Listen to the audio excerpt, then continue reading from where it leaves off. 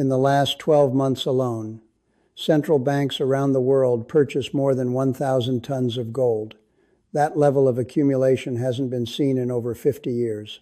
At the same time, some of the wealthiest investors on the planet, people responsible for managing trillions of dollars, are increasing their exposure to gold faster than they have since the 1970s. And here's the most surprising part. Even after gold has risen roughly 65% in a single year, many of these investors still say they don't own enough of it. So the obvious question becomes, why? What are they seeing that most people aren't? Earlier this year at the World Economic Forum in Davos, investor Ray Dalio stood in front of some of the most influential financial leaders in the world and delivered a message that immediately caught attention. He said the global monetary order isn't something that might break down someday. According to him, it is already beginning to break down. That statement may sound dramatic, but it comes from someone who has spent decades studying how financial systems evolve and collapse. Dalio has analyzed economic cycles going back hundreds of years. He's looked at how debt builds, how currencies change, and how global power shifts from one nation to another. And according to his analysis, the system we've all grown accustomed to is entering a phase that historically leads to major transformation. To understand what he means, you have to start with something called a capital war. Most people are familiar with the idea of trade wars. Countries place tariffs on each other's goods, restrict imports, or compete through economic pressure. But capital wars are different. A capital war happens when countries stop trusting each other's financial systems. Instead of fighting over goods and trade routes, they begin protecting themselves by controlling money, debt, and assets. In practical terms, this means countries start questioning whether it's safe to hold another nation's currency or government bonds. If political tensions rise, financial assets can suddenly become tools of pressure. Dalio explained that this dynamic is already developing. Countries that hold large amounts of assets denominated in US dollars are beginning to worry about what might happen if political relationships deteriorate. They worry about sanctions. They worry about currency devaluation. They worry that assets they believed were secure could suddenly become inaccessible. At the same time, the United States has its own concerns. The U.S. government depends heavily on foreign buyers to purchase its treasury debt. If other countries stop buying that debt or begin selling it, the balance between supply and demand shifts dramatically. When both sides begin worrying about each other at the same time, the system becomes unstable. Money begins to move quickly rather than gradually. And historically, when that kind of uncertainty spreads through the financial system, investors start looking for assets that are outside the control of governments and central banks. That's where gold comes in. Gold has served as a store of value for thousands of years because it has several characteristics that modern financial assets don't share. It can't be printed by a central bank, it can't be created digitally, and it doesn't rely on the promises of any government or financial institution. That's exactly why central banks are accumulating it so aggressively right now. Countries like China, Russia, India, and Turkey have been steadily increasing their gold reserves. These purchases are not speculative trades. Central banks don't buy gold hoping for short-term price gains. They buy it because they want an asset that holds value even if currencies fluctuate or financial systems become unstable. The scale of the buying is significant. In some cases, nations have added hundreds of tons of gold to their reserves in just a few years. This isn't a random trend. It reflects a deliberate shift in how countries are preparing for the future. To understand why that preparation matters, it helps to look at the broader economic environment. Global debt levels today are higher than at any point in modern history. The United States alone now carries government debt approaching $40 trillion. When you include corporate borrowing, household debt, and obligations at the state and local levels, the combined total climbs dramatically higher. One of the most revealing indicators is how much money governments are now spending simply to pay interest on existing debt. In the United States, annual interest payments have reached levels exceeding $1 trillion per year. That means more money is being spent servicing debt than on many essential national programs. When debt grows faster than the economy that supports it, the system eventually faces difficult choices. Historically, there have been only three ways governments resolve overwhelming debt burdens. The first option is default. In a default scenario, borrowers simply cannot repay what they owe. Debts are written off, investors suffer losses, and the financial system experiences severe disruption. The second option is restructuring. Instead of refusing to pay entirely, borrowers renegotiate the terms. For example, someone owed $100 might agree to accept $50 instead. While this protects the borrower, it still creates losses for lenders. The third option is inflation. Governments and central banks can increase the supply of money in circulation. As more currency enters the system, the real value of existing debt decreases because each unit of currency buys less. Historically, inflation has often been the path chosen because it spreads the burden across the entire economy rather than forcing immediate defaults. Dalio has studied these patterns extensively. His research into long-term debt cycles suggests that major financial systems tend to move through phases lasting 75 to 100 years. During the early stages of a cycle, debt grows slowly and economic expansion remains stable. As time passes, borrowing accelerates and financial markets become increasingly dependent on credit. Eventually, the system reaches a point where debt levels become so large that normal growth cannot support them. According to Dalio, many indicators suggest that the global economy is approaching the later stages of such a cycle. And when those cycles reach their final phase, the consequences can reshape the financial landscape for decades. When a long-term debt cycle reaches its final stages, the consequences rarely unfold quietly. History shows that these moments often lead to dramatic shifts in how wealth is stored and protected. Dalio has pointed out that similar transitions occurred during the 1930s and 1940s, and even earlier during the 19th century. Each of those periods involved major financial stress, currency adjustments, and significant transfers of wealth from one group of asset holders to another. What usually happens is surprisingly consistent. People who are heavily invested in paper assets, things like bonds, currencies, and sometimes even stocks, often see the real value of those assets decline. Meanwhile, people who hold tangible or hard assets tend to preserve their purchasing power much more effectively. That's one of the reasons gold becomes so important during these transitions. Dalio explained this idea clearly in his Davos discussion. He said the global economy is producing too much debt, and when the amount of debt in a system grows faster than the underlying economy, it creates instability. Eventually, governments are forced to respond, and those responses change the value of money itself. When investors hear a statement like that from someone who manages more than $100 billion, they pay attention. Dalio isn't speaking theoretically. His firm has navigated multiple financial crises over the past several decades, including the crash in 2008 and the turbulence that followed. So when he says he doesn't want to hold too much of a particular kind of money, people naturally ask where he prefers to store value instead. A large part of the answer is gold. To understand why that matters, consider a real example that illustrates how quickly financial systems can shift. Several years ago, a Russian billionaire quietly began moving a portion of his wealth into physical gold. At the time, many of his colleagues questioned the decision. Gold doesn't pay interest, they argued. It simply sits in storage, producing no yield. From their perspective, leaving money in gold meant missing out on opportunities in stocks, bonds, and other investments. But he continued buying anyway. Over the course of a few years, he accumulated hundreds of millions of dollars worth of gold bars and stored them in secure vaults located in multiple international financial centers. Then in early 2022, global events changed the financial landscape almost overnight. After Russia invaded Ukraine, Western governments responded with sweeping sanctions. Among the most dramatic actions was the freezing of more than $300 billion in Russian central bank reserves. Suddenly, financial assets that had been assumed to be secure became inaccessible. Many wealthy individuals discovered that bank accounts, properties, and even luxury assets could be restricted or seized under international sanctions. But physical gold held outside the banking system operated differently. Gold stored in independent vaults remained liquid and movable. It could be sold, transferred, or used as collateral.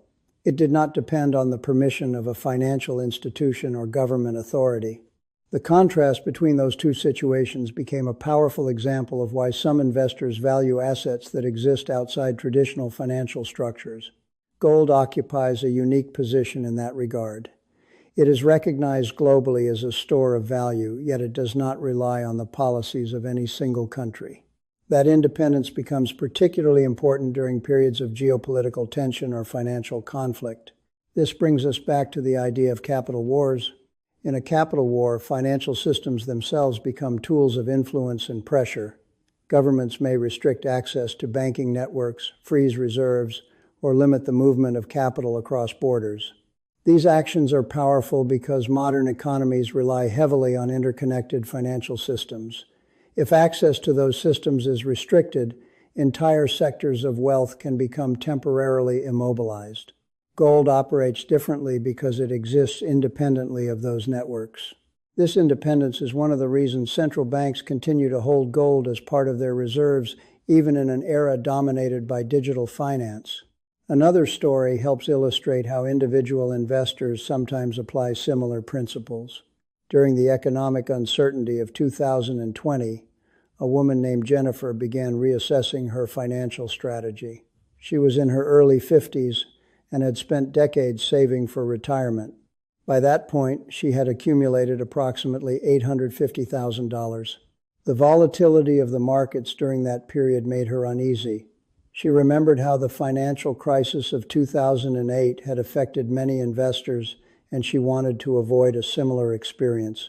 Instead of concentrating all of her savings in a single type of investment, she decided to create a diversified structure designed to handle multiple economic scenarios.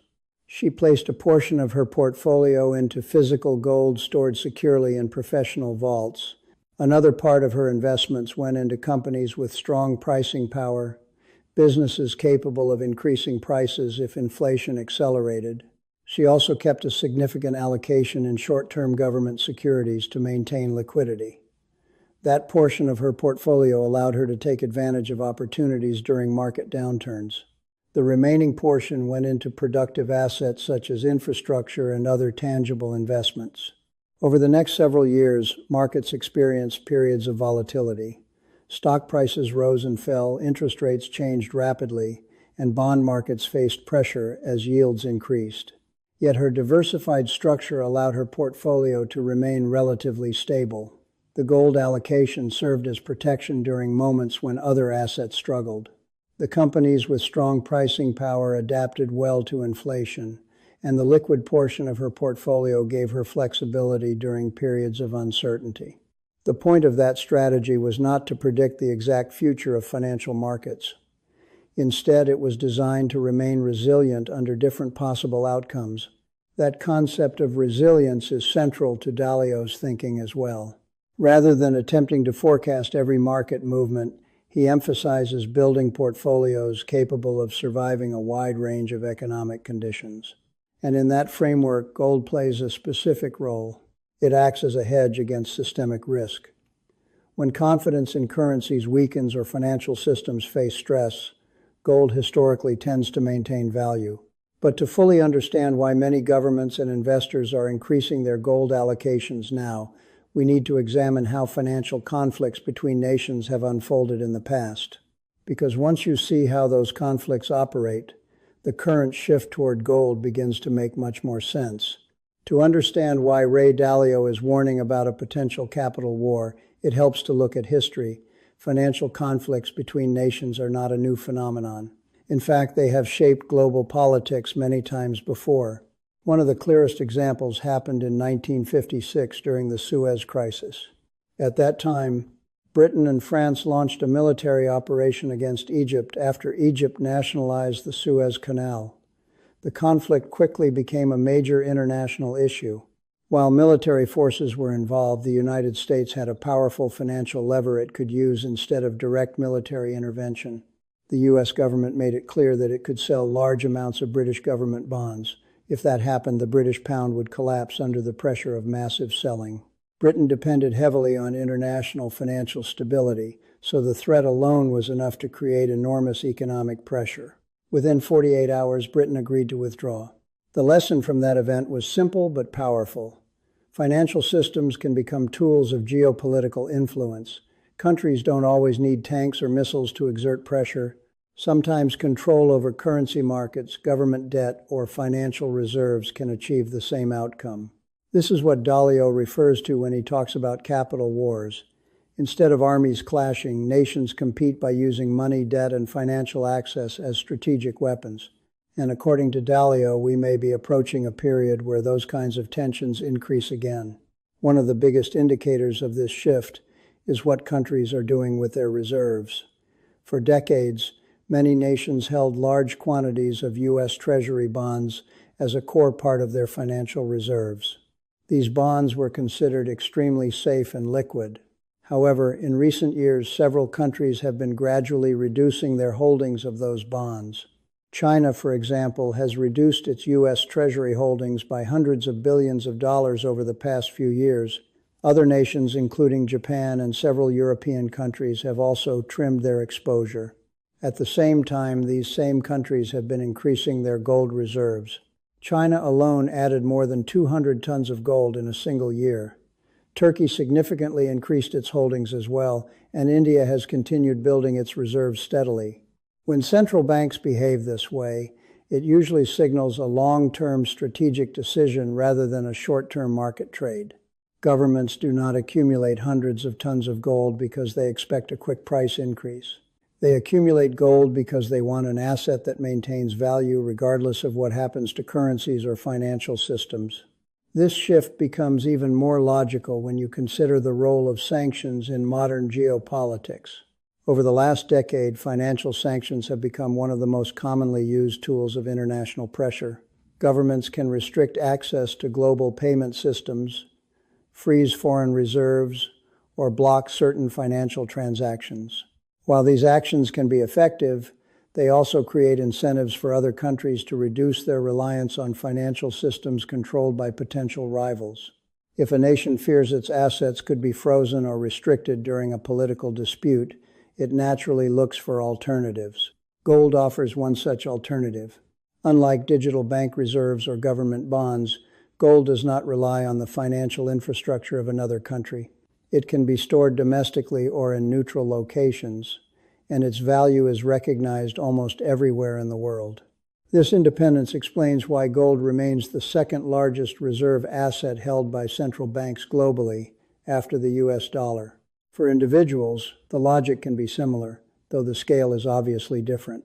If global financial tensions increase, traditional assets tied to specific currencies may experience volatility. Stocks, bonds, and currencies all depend on economic systems that can change during crises. Gold, on the other hand, tends to behave differently during those periods. Dalio emphasized this point when discussing portfolio construction. Rather than encouraging people to speculate on gold prices, he recommends holding a modest allocation as a form of financial insurance.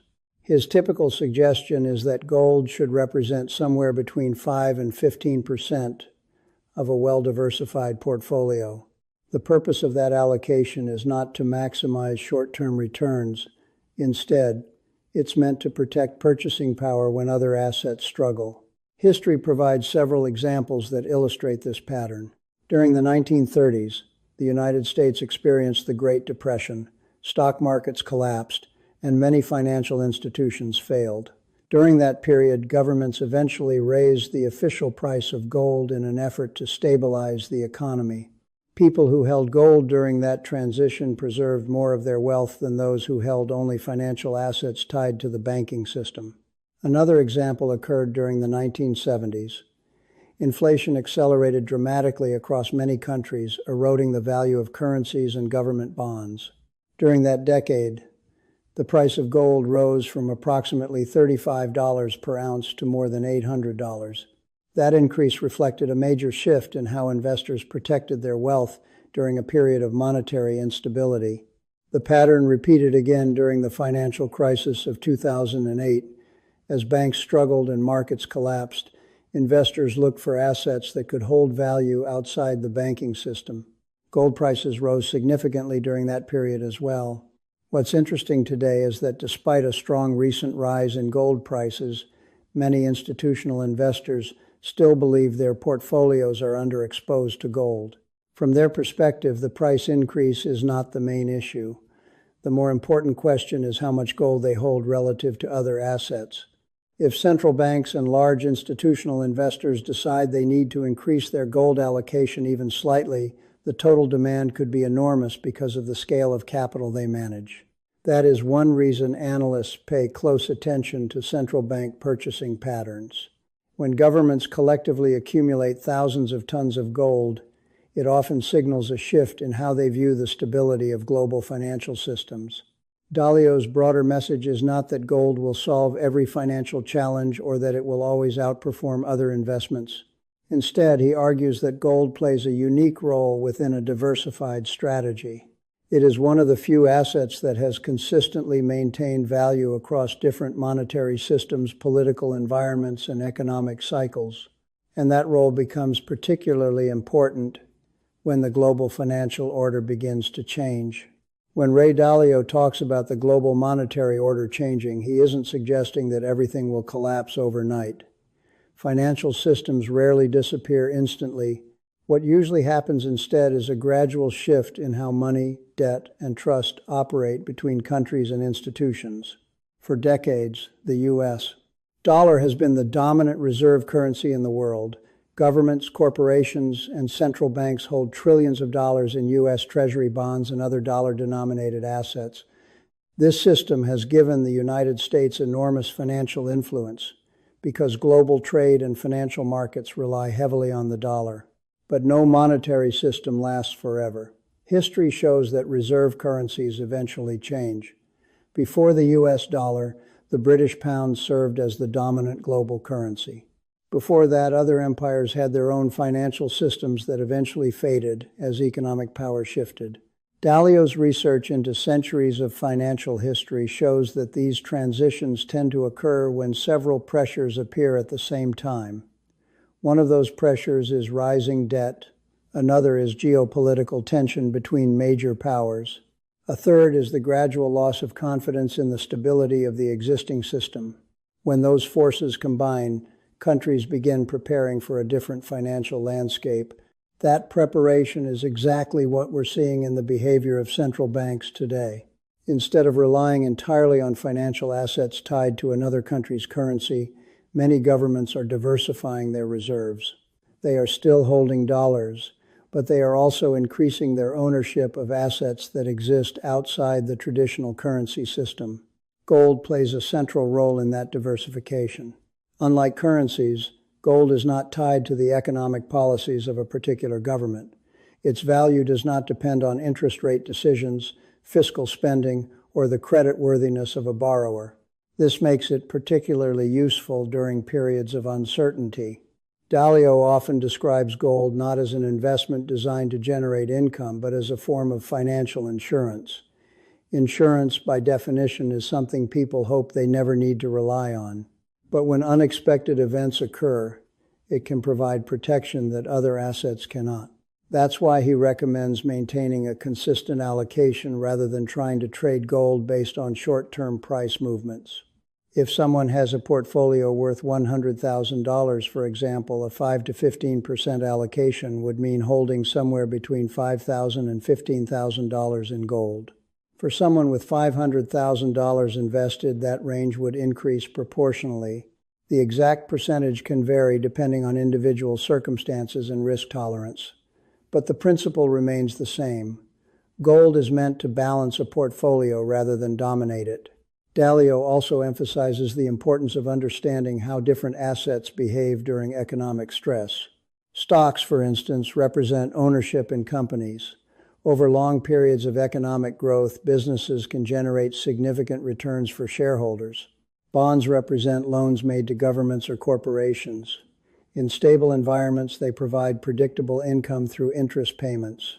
But both of these asset classes depend heavily on the stability of the financial system itself.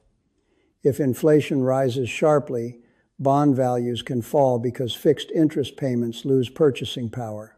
If economic recessions become severe, corporate profits may decline, affecting stock prices. Gold behaves differently because it is not a claim on someone else's future performance. It does not rely on a borrower repaying a loan or a company generating profits. Instead, it functions as a physical store of value that tends to retain purchasing power when currencies weaken. That doesn't mean gold always rises in price. There are long periods when gold remains stable or even declines while other assets perform well. But during moments of financial stress, gold has historically acted as a stabilizing force within diversified portfolios. Another point Dalio frequently highlights is the importance of avoiding emotional decision-making in financial planning. During periods of market optimism, many investors become comfortable holding large positions in assets that have recently performed well. When markets are rising and economic conditions appear stable, diversification sometimes feels unnecessary. But when unexpected crises occur, those concentrated positions can expose investors to sudden losses. By maintaining balanced allocations, including assets like gold, investors reduce their dependence on any single economic outcome.